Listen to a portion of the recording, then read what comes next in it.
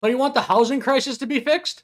Best we can do are renters' rights. Nearly 2/3 of young Canadians rent their homes, and they spend a greater share of their income on housing than other generations. That's for sure. And in cities like Vancouver, where we are today, this is even more true.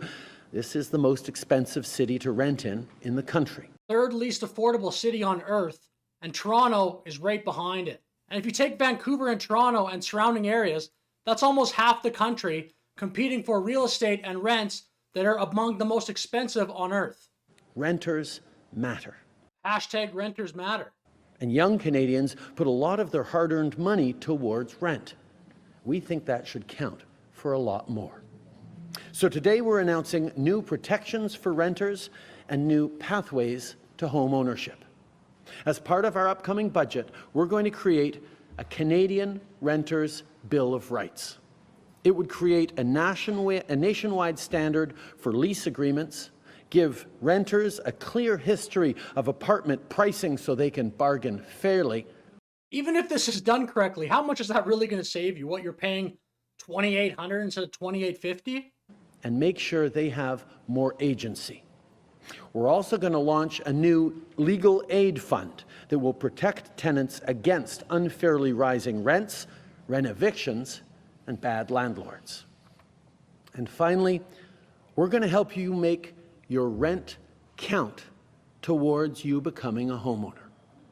We'll do that by making sure that the fact that you pay your rent every month, which, remember, is a pretty significant amount of money, that payment and that demonstrated reliability that you've shown over months and years is taken into account when you apply for a mortgage. Look, I actually think this is a pretty good idea just in isolation. Have renters' rights and the idea of your rent payments going towards increasing your credit score. So when you do apply for a home or a mortgage, you have a better chance of getting one. But it's just not the problem. The average home in Canada is $720,000.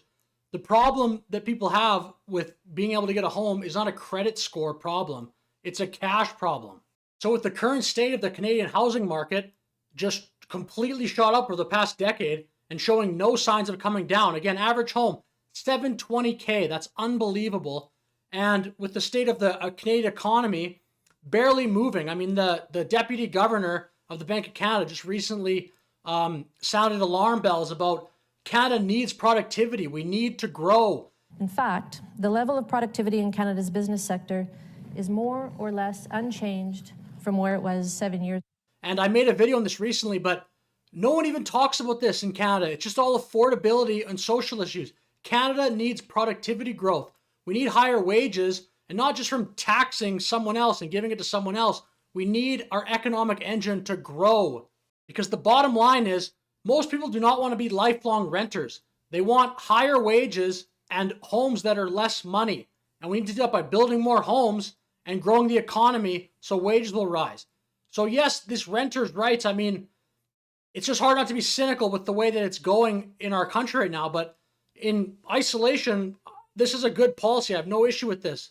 But it's not what people want ultimately. They want more money and they want the ability to afford a home before they're 50, 60, or never. So with that said, thank you for watching the video. Consider liking and let me know your thoughts in the comments.